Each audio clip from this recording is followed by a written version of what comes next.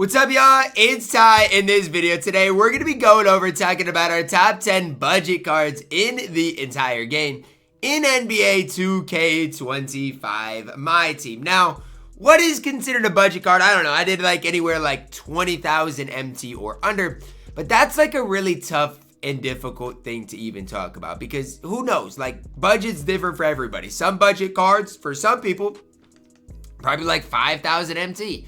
So maybe you got to look at a guy like, I don't even know, Ochai Agbaji, for example. I don't even know if he's good, but those type of guys. Whereas for me, I was like, you know what, with where the game's at, like 20,000 MT or less, I personally consider a budget type of card.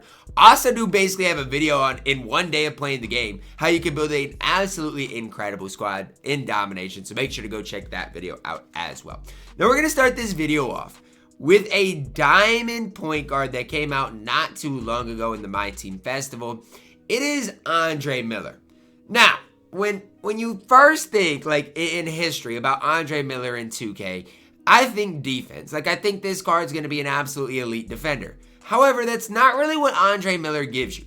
6'3", 82 3-ball, 80 driving dunk, 92 ball handle. His defense is solid, but it's not, like, game-breaking good. And even when you look at the badges, it's more playmaking badges than anything else. The card doesn't even come with on-ball minutes. And so for me, when I think of Andre Miller, and when I saw that this card was 20,000 coins, I was like, oh my gosh, this card's going to be elite. But he doesn't play as much defense as I thought he would. He's going to be a fine point guard at 6'3", play decent defense. But there's other point guards I like more than Andre Miller. He's fine. But again, for the coin upgrade, I tried to find a way to get Alex Caruso, who's like 50,000 coins when I first looked at him this morning, is going up quite a bit throughout today. But that's kind of where I would look for just this, I don't even want to call it an upgrade, but would be that next tier of good. At my number 9, we're plugging in Amethyst Trevor Ariza. Kind of a perfect 3-and-D type card. 6'8", 86 3-ball, 90 driving dunk, 86 ball handle, defensively, 90 perimeter, 87 speed.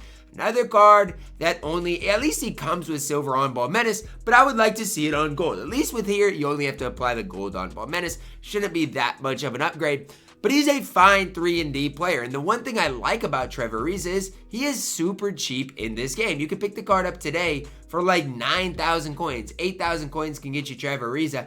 I bet you could even find a maybe badged up decently Trevor Ariza for like 18,000 coins. Now, this would be hard to do. There's not going to be that many people that do badge up Trevor Ariza, so it's going to be way more difficult to find. But if you could find a badged up Trevor Ariza, it's probably worth the time to just buy him badged up, especially if they have like gold on-ball menace. If one doesn't have gold on-ball menace, huge red flag, wouldn't buy him. But he is that perfect 3-and-D type player for your specific squad. And if you can find one that is fully badged, I'd be willing to pay a little bit more. Obviously, that's my personal opinion on what Trevor Ariza gives you on the court. Again, find one with that gold on-ball menace so you personally don't have to put it on him, and he can lead you to a lot of success. Coming in at my number 8, he still makes my top 10, is the Sapphire Pervis Ellison. Now, his price is crazy.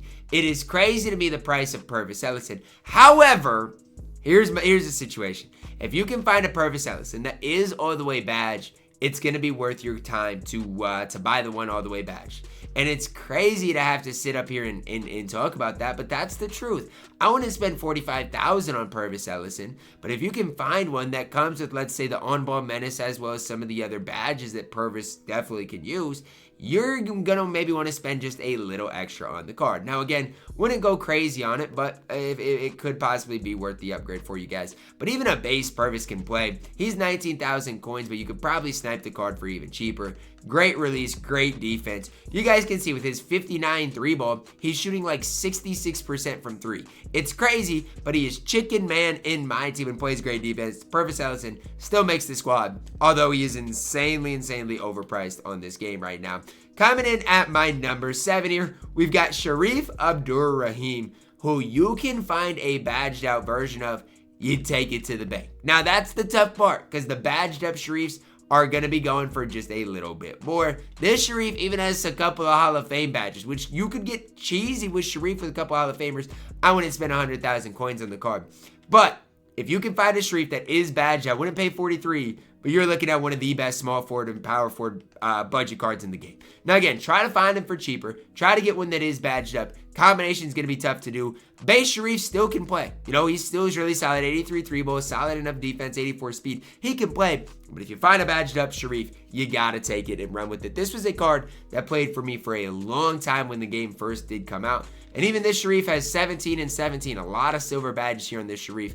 Could be worth your time to spend just a little extra coins and get one that is slightly more badged up. Coming in at my number 6 is a card that honestly I haven't used a whole ton, but I don't hate the idea of, is Risacher here, who isn't insanely overpriced, you know, 13,000 coins for a 6'10 shooting guard small forward. Whatever position you play him at doesn't matter. The card stat-wise is fantastic. Badge-wise, he's okay. I mean, he only comes with 14 total badges. A lot of them are on gold, but like on-ball menace is only on bronze. Like, he just, to me, he lacks a little bit, but I don't hate the card. You know, 6'10 at the shooting guard position.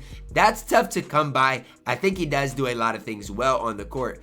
It just comes down to I don't think the card's perfect. If you can find one again that is slightly badged up, would help your cause out a little bit. But I like the idea of Risacher here at the shooting guard position with them being 6'10. I mean, that is just a cheese ball in this game.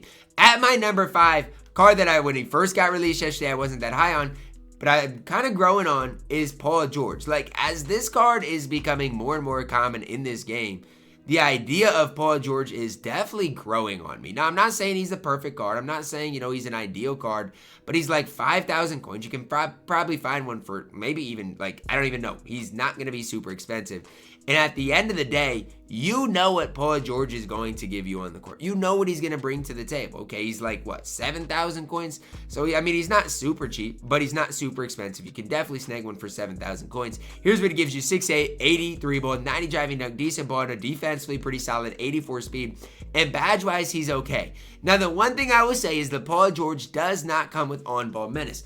Big red flag. I don't know why. You know, like, when I'm looking at Paul George, it bugs me. It bugs me because I think the base Paul George has the on-ball menace badge, at least on something. And then when you look at the new Paul George we got, he doesn't have it on anything. Like, that is crazy to me. I guess the Ruby Paul George doesn't come with on-ball menace. It's just kind of a weird situation.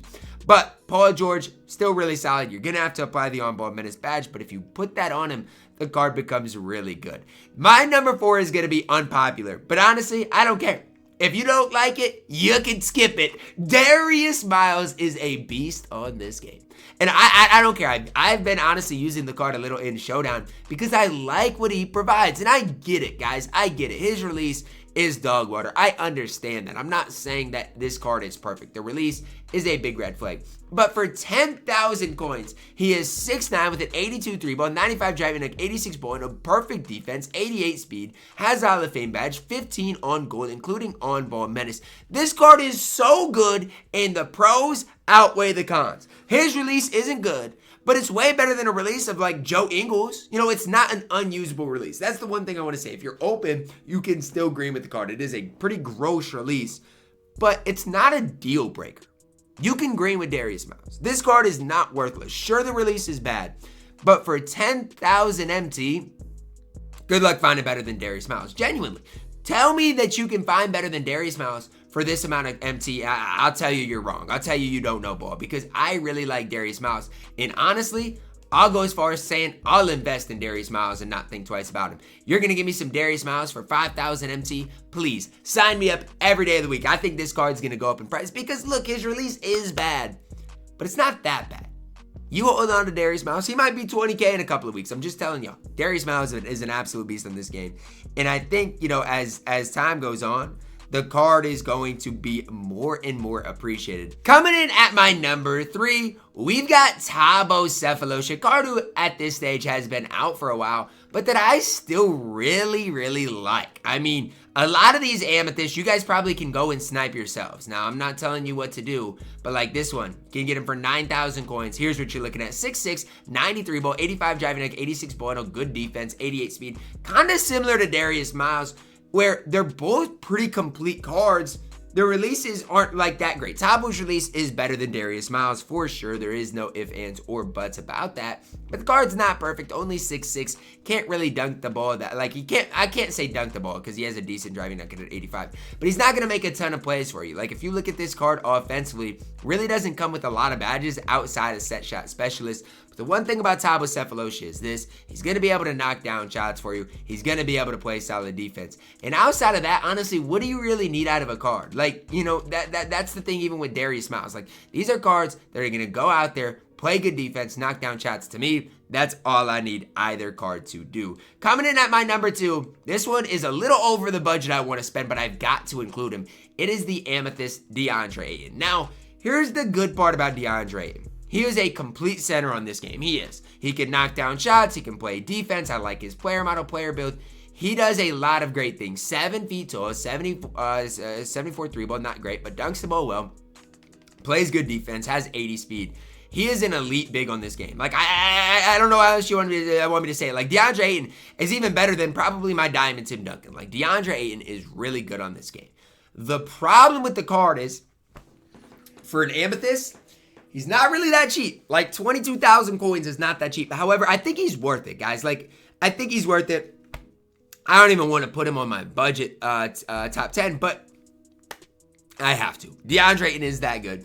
He probably is the best or second best card on this entire list. He's at my number 2, probably because he's overpriced more than anything, but the card is a stud. Name a more complete big for this price or even less than 50,000 coins. You're not going to be able to. And coming in as my best budget card right now in this game is Mario Chalmers. He is my best budget card in the game. You need a card for salary cap. Look no further than Mario Chalmers. I'm telling you this right now. This card is one of the most complete point guards we've got in the entire game. I like him way more than Andre Miller. I like him way more than any other point guard. 6'2", that's fine. 93 ball, 86 point, defensively a beast.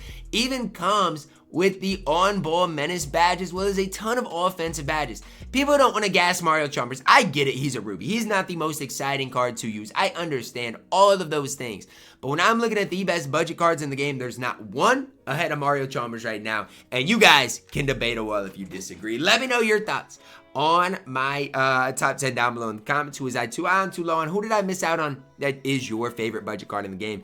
Drop a like on the video, subscribe if you're new, and as always, man, I love you guys. Have a blessed day.